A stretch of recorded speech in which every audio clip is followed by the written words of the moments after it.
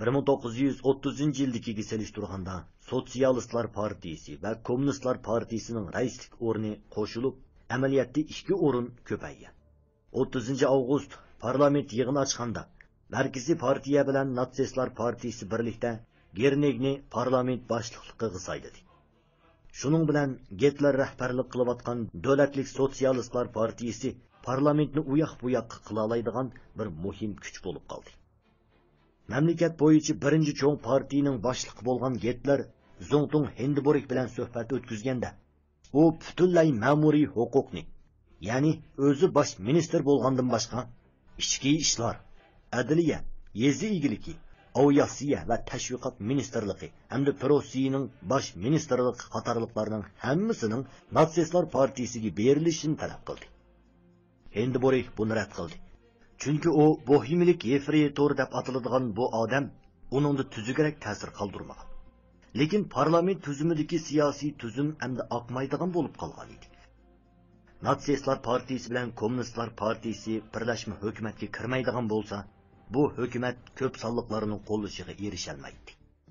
1932 noyabrda Papin bu qatmal vaziyatni o'ngshash niyatida yana bir navbat saylan o'tkazdi. Bu navbat Natsistlar partiyasi 2 million saylan bileti va davlat parlamentidagi 34 o'rinni yo'qotib qo'ydi. Buningdan Natsistlar partiyasining rahbari aloqazodi bo'lib qoldi. Gitlerning yordamchisi Goebbels 1932 yil 8 noyabrdagi kundalik xotirasiga butun tashkilot intayin tushkunlashib ketdi. Mablag' yetishmagachga hech qanday ishni ko'ngildagidek qilg'ili bo'lmaydi. Führer o'zining hujrasida bir qancha soat u yandan bu yoqqa menib yurdi. Ro'shanki, u cho'nqur o'ylanishdi edi. U to'satdan to'xtab, agar partiyamiz parchalanib ketadigan bo'lsa, men tapancham bilan o'zimni etib olaman dedi. Bu qo'rqinchli tahdid bakmi ruhsizlanganlikning ifodasi edi deb yozgan. 2 oydan keyin o'zini o'ltirib olmoqchi bo'lgan bu odam Germaniyaning bosh ministri bo'ldi. Bu zo'r burilish asosli Natsistlar partiyasining Germaniya savdo sanoat sohasidagilarning zo'r miqdordagi moliya yordamidan bo'lgan. Germaniya konser magnatlari, masalan, Schacht, Schroeder, Stroman, Ullman, Vogler, Kiropep va Semenez qatorliqlarning Natsistlar partiyasiga ko'zi tushgan. Bu ismlar Germaniyadagi eng cho'ng po'lat ko'mir konsernlari, ximiya va elektr sanoati konsernlari hamda paraxod shirkatlarining xo'jayinlari, cho'ng bankalar, cho'ng pomishliklarga vakillik qiladi. Ular bu chaqda agar Natsistlar partiyasi parchalanib ketsa, necha million saylan bileti solchillarning qo'liga tushib ketishi mumkin degan andishi bilan Natsistlar partiyasiga zo'r miqdorda moliya yordami bergan. 1933 yil 4-mart Gitler Tyolendagi cho'ng banker Kurt von Schirondni qabul qildi. Ana shu chaqdan boshlab ular Goebbels qaqshigan xarajat kamchilik bosh og'rig'idan qutuldi. Buningdagi yana bir sabab shuki, Berlinning siyosiysi kishilar nazarida suiqasd, ilm-fikr patqiqi bo'lib qolgan. Bundaq bo'lishi Schleicher Ostertdan Hindenburgni Papinni amalidan elib tashlab, o'zini bosh ministr qilish unatgan. Intayin qul, hilgar Schleicher kishilar qalbini mohil qilish usulini sinab beqish niyatiga kelib, Papinning ish haqqi va qutqizish pulini azaytish farmonini bekor qildi. Sharqiy Rossiya yer mulkini ayirib etish planini asliga keltirdi. Hamda hukumat tuzib chiqqan yezi egilik qonuniga asosan pomishliklarning qonunsiz foydasini tekshirib chiqdi.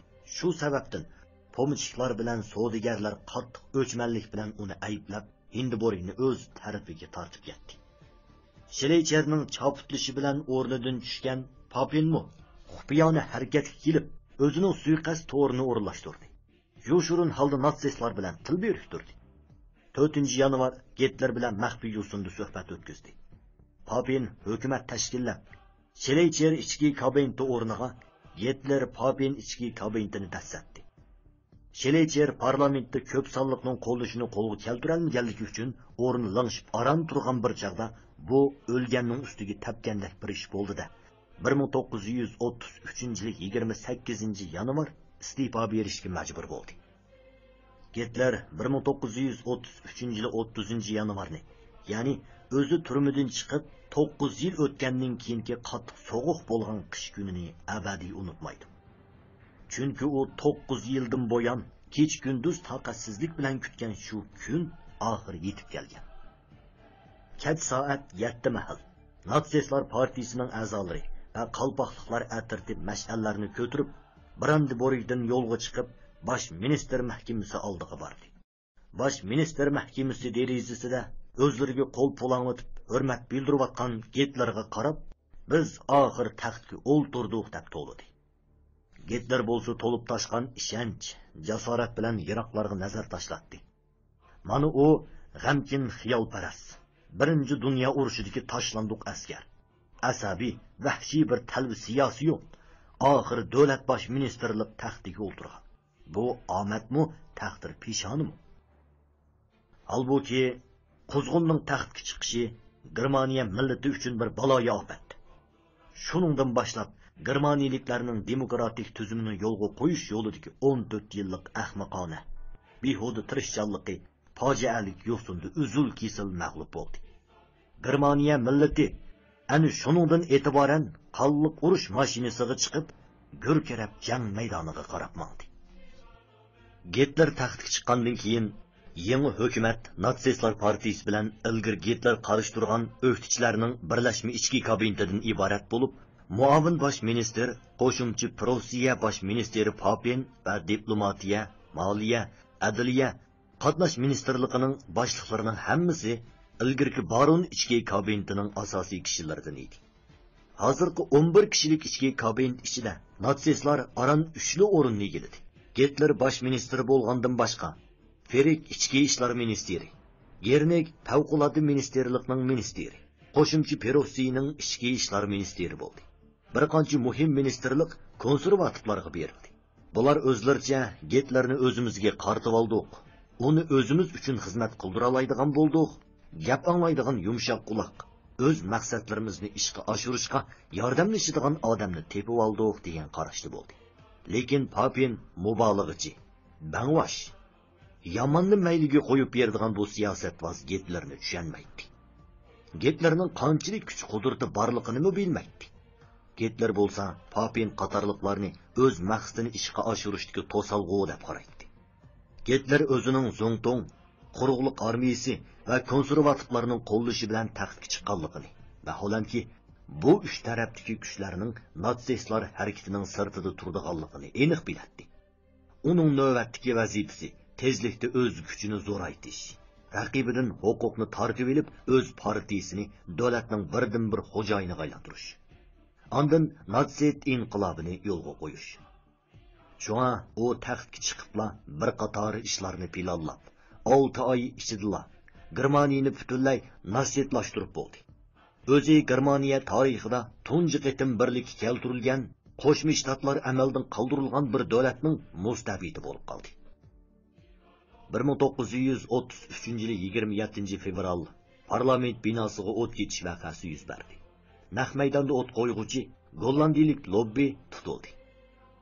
Gitler tarafdorlari bu ofatni kompartiyaga do'ngab qo'ydi. Gernik bu kompartiyaning yangi hukumatga qarshi jinoyati deb qonun yirtilg'udek varqirdi. Natsistlarning maxfiy soqchisining katibishi Rodlof Delis kompartiyaning inqilobi boshlandi. Bizning 1 minut hayol qilishimizga bo'lmaydi. Ularga shafqatsizlik bilan taqobil turishimiz kerak. Kompartiyaning kadrlari tutib elinsalar, ularni naq maydonda o'ldirish jinoyati hisoblanmaydi. Bugun akşam komünist parlament a'zolarining hammasini esib o'ldirish kerak deb to'ldi. Gitlermi naq maydonga yetib kelib, hozirdan boshlab rahim shafqat degan narsa bo'lmaydi.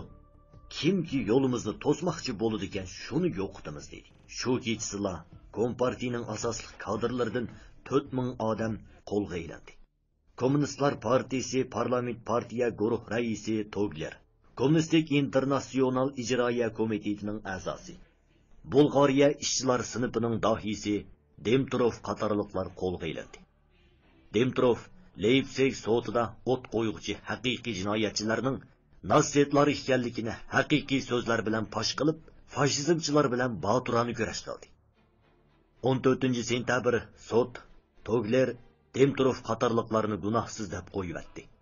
Lobbini o'limga hukm qildi. Bu hukm darhol ijro qilindi. 28 fevral tushdan burun Gitler Papin bilan birlikda Zongtung bilan ko'rishib, Zongtung Hindenburgga o'zi oldin tayyorlab olgan xalq va davlatni qo'g'dash farmoniga qo'l qo'yg'izib oldi. Bu farmon amaliyotda Weimar asosiy qonuni bo'yicha fuqarolarga berilgan barliq siyosiy huquqni bekor qilib o'tdi. Markaziy hukumat shtatlik hukumat huquqini o'tkazib oldi.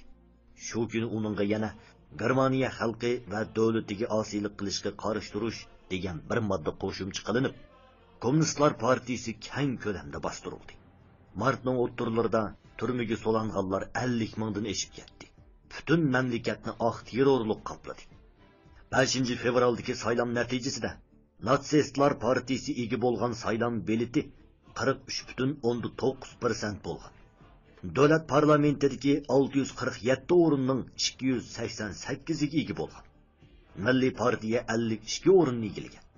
İki partiyaninkini qo'shganda yarim songa aram yetgan bo'lib, muhim qonunni ma'qullash uchun 3dan 2 qism bo'lishdek mutlaq ko'p sonliqni egallash kerak edi. Shu sababdan Gitler ichki kabinetni 15 fevral maslahatlashgandan keyin 81 kommunist parlament a'zosini ishtirok qilg'izmaslik, Sotsial Demokratlar partiyasidan bo'lgan bir qism parlament a'zolarini yig'inga kirgizmaslikni jakarladi. Ular mushu usul orqali mutlaq ko'p sonliqni paydo qilmoqchi bo'ldi. 20 mart 3-imperiyaning tunji navbatlik davlat majlisi parlament yig'ini Potsdam garnizon qismlarining cherkovida o'tkazildi. Bu cherkov atalmish Perusiya ruhining muqaddas joyi bo'lib, podshoh Fredrikning jasdi mushu yerga dafn qilingan. Hohenzollern podshohligining xollari bu yerda ibodat qilgan. Hozirgi Zongtung Hindenburgmi 1866-yili bu yerni tunji qitim tavob qilgan. O chaqlarda u texi yosh bir ofitser bo'lib, Germaniyaga tunji navbat birlik elib kelgan Avstriya-Prussiya urushiga yangidan qatnashib qaytgan edi. Yangidan tashviqot ministri bo'lib tayinlangan Goebbels 21 martni, ya'ni Bismarck 1871-yili 2-imperiyaning tunji navbatlik parlament yig'inining ochilish murosimiga riyosatchilik qilgan kunni 3-imperiyaning tunji navbatlik parlament yig'inining ochilish murosimi kuni qilib belgiladi. Hamda qerib qolgan Hindenburgning ko'ngliga yiqishi uchun bir pardalik ta'sirli komediyaga rejissyorlik qildi. Bu dabdabali ko'rinish uni haqiqatanmi intayin hayajonga soldi. Murosim vaqtida Goebbels uning ko'zlarining liqqid yoshga to'lganligiga diqqat qildi. Hindenburg tabrik so'zida Germaniyaning partiyalar o'rtasidagi talash tortishlardan qutulganligiga opirin o'qidi. Bu mashhur muqaddas joydagi an'anaviy ruhning bugungi yosh avlodlar orasida izchillashini, shuningdek birdak ittifoqlashgan, baxtiyor, mag'rur Germaniya qurib chiqishiga tilakdoshlik bildirdi. Gitler bu yerga yig'ilishgan koni tuzum vakillariga intayin mug'ambarlik bilan javob berib, ularning hesdoshligiga erishdi va aldab ishonchini qo'lga keltirib oldi. U Zongtung Hindenburgga hurmat bildirdi. Hindenburgni mardu-mardonalik bilan qaror chiqarganligingiz uchun o'tgan kunlardagi ulug' simvol bilan yangi kuchlarning simvoli birlashib ketdi deb maqtadi. Gitler Zongtungga hurmatini bildirish uchun sahnadan tushib, Hindenburgning oldiga berib ta'zim qildi va uning bilan qo'l elishdi. 23 mart parlament qayta yig'in ochganda Gitler munbarga chiqib, tunji qitim parlamentda nutq so'zladi. Nutqning nomi xalq va davlatning azoblarini tugutish qonuni bo'lib, 5 paragrafdan tarkib topgan. Uningda qonun tuzish huquqi, chet ellar bilan shartnoma tuzish huquqi, asosiy qonunga tuzitish kirgizish huquqlari 4 yil muddat bilan parlamentning ichki kabinetga o'tkazib berilgan. Lekin bu muddat 1937-yili, 1941-yili, 1943-yili bo'lib 3 qitim uzartildi. Bu qonun xalq va davlatni qo'g'dash farmoni bilan qo'shilib 3-imperiyaning asosiy qonuni bo'lib qoldi. Demak, Weimar asosiy qonuni nomda mavjud bo'lsa-mu, amaliyotda yo'q qilindi. Burjuaziyaning demokratik parlament tuzumi o'rniga hokim mutlaqlik tuzumi dastladi. Shuning bilan Gitler Germaniyaning mustabitiga aylandi. Germaniyadagi eng huquqli apparatlar endi birining kaynidan biri Gitlerga taslim bo'lishga, lamjim demay, qarshilik ko'rsatmay o'zligidan yo'q qilishga boshladi. Gitler yana turli hilmikerlar bilan yangidan tayinlangan shtat boshliqlari ichida nasseschi bo'lmagan birmi yo'q bo'lib, ular davlat bosh ministri belgilagan umumiy siyosatni ijro qilishlari shart edi. Gitler har qaysi burjuaziya partiyalariga qo'l selishga boshladi. 1933-yil 27-iyun Hogenbergning Germaniya Milliy Xalq partiyasi tarqalib ketdi va siyosiy sahnadan yo'qoldi. Orqadan davlat partiyasi, Germaniya Xalq partiyasi, Bavariya Xalq partiyasi orqa-orqadan siyosiy sahnadan chekinganligini jakarladi. Hatto 4.300.000 ovozga va parlamentda 70 o'ringa ega eng cho'ng burjuaziya partiyasi bo'lgan Markaziy partiyami o'xshashli fojialik holda o'zligidan tarqalib ketdi. 22-iyun Sotsial Demokratlar partiyasi manniy qilindi. 14-iyul Gitler huquq berish qonuniga asoslanib munularni jakarladi. Germaniyadagi birdan-bir siyosiy partiya Germaniya Davlat Sotsializm ishchilar partiyasi. Bugundan boshlab boshqa partiyalarning tashkiliy jihatdagi birlashishi yoki yangidan partiya quradigan har qanday harakatlari qat'iy man'iy qilinadi. Shunday qilib, Germaniyada Gitlerning changiligi natsistlar partiyasi qoldi. Gitler uningdan foydalanib xohlagan ishini qila oladigan, shafqatsizlarcha hukmronlik yurgizadigan, ammani xohlagancha aldiy oladigan bo'ldi. Orqadan Gitler o'zining bosh ministr bo'lganligining 1 yilligini xotirlash munosabati bilan davlatni qayta qurib chiqish qonunini jakarladi. Bu qonunda har qaysi shtatlarning xalq parlamentlari amaldan qoldirib etildi. İgilik huquqlari davlatga topshirg'izildi. Shtatlik hukumatlar mamlakatlik hukumatning tavalligiga o'tkazildi. Shtat boshliqlari mamlakatlik hukumatning ichki ishlar ministrlari tarafidan boshqariladigan qilindi. Makkar, suiqasdchi Papinmi Rossiya shtatlik hukumat ministrligi o'rnidan qo'g'lib etildi. Uning o'rniga Gernev chiqdi. Korxona sohasi bilan pul muomala sohasining otlug'uvchisi Hogenbergmi xizmatidan iste'fo berdi. Uning partiyasi tarqitib etildi. Shuning bilan Gitler butun mamlakatni birlikka keltirish va huquqni o'tkazib olish ishini o'rindab, Germaniya tarixida hammadan ustun mustabid bo'ldi. Hamda u SAchilar bilan quruqlik armiya o'ttirsidagi odamni andishiga soladigan munosabatni bartaraf qilish ishiga tutish qildi. Gitler natsistlar harakatini boshlagandilar. SAchilar harbiy kuch emas, balki siyosiy kuch. Ular natsistlar partiyasini hokimiyatni qo'lga keltirish yo'lidagi zo'rlik, kuch va terrorlik bilan qamdishi lozim deganni tashabbus qilgan. Ammo Romning nazarida SAchilar natsist inqilobining tayanch kuchi bo'lib qolmasdan, balki kelgusidagi inqilobiy qo'shinining yadrosi bo'lish kerak edi. Lekin uning bu o'y fikri quruqlik armiyasining qarshiligini qo'zg'agan. Gitler agar quruqlik armiyasidagi general ofitserlar qo'llamagan yoki ular sukut qilib turib olmagan bo'lsa, hokimiyatni qo'lga ola olmaydiganligini, uzunga qolmay Hindenburg vafot bo'lsa, quruqlik armiyasining o'ziga bo'lgan sadoqatiga texmi muhtoj bo'ladiganligini nihoyat obdan biladi. SAchilar bo'lsa, qag'i quzg'un to'bidan iborat bo'lib, ko'chalarda mushlish, jidal chiqarishni biladi. Ularning zamonaviy qo'shin bo'lgudak qimmati nihoyat oz edi. Shunga Gitler SAchilar o'zining tarixiy vazifasini o'rindab bo'ldi. Endi tarix sahnasidan chiqib ketishi kerak deb qaraydi. 1934-yili bahri yetib keldi.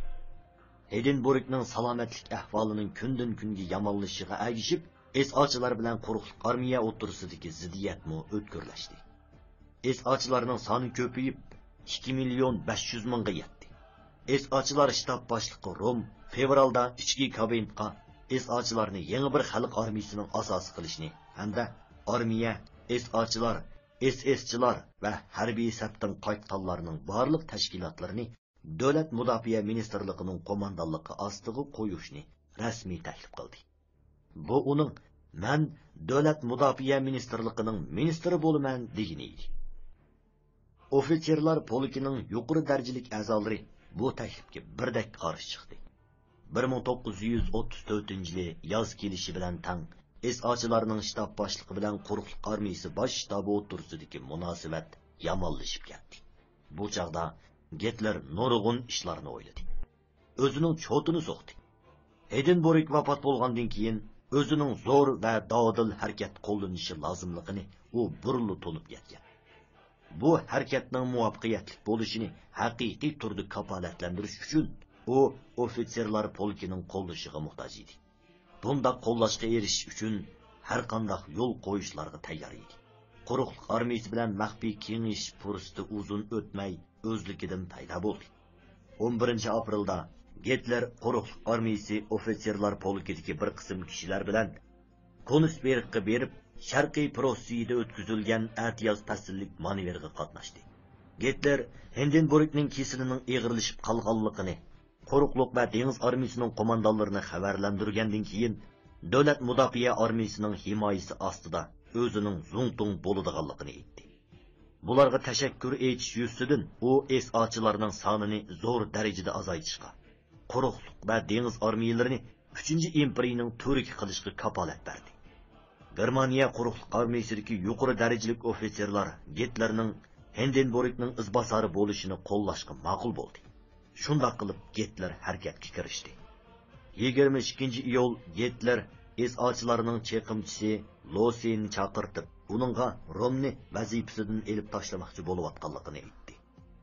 23-iyun Gitler general Biromberg'a SAchilar rahbarlarini Velis ko'li atrofiga yig'ib, yig'in ochadiganligini, vaqti kelganda hammani biroqli yo'qitib hisob oladiganligini aytdi.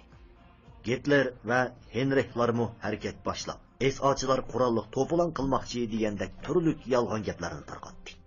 24-iyun quruqlik armiyasining bosh qo'mondoni Ferich qismlarga mudofaa tadbirlarini ko'rish buyrug'i tushirdi. 25-iyun Lesenau Romni Germaniya ofitserlar mamlakatlik birlashmasidan qo'g'lab chiqardi. Shu kuni Hess radioda nutq so'zlab, to'polon qilish inqilobga foydali deb qarag'uvchilar jinoyatchi deb tahdid soldi. Gernig nutq so'zlab, kimki Führerga bo'lgan ishonchiga ziyon soladi ekan, shu vatanga osiylik qilgan bo'ladi. Undaq odamning peshini tenidan judo qilish kerak dedi. Amaliyotda SAchilarning to'polon qilish plani yo'q. Ammo Gitler va quruqlik armiyasi ofitserlar polkining SAchilarini yo'q qilish niyati bor. 29-iyun davlat mudofaa ministri Biromberg xalq kuzatuvchisi gazetida maqola e'lon qilib, armiyaning bosh ministrini sadoqatmanlik bilan qo'llaydiganligini bildirdi. Amaliyotda bu ularning ofitserlar polkini Gitler bilan birlikda Romni yo'q qilamiz deb xabarlantirgan edi.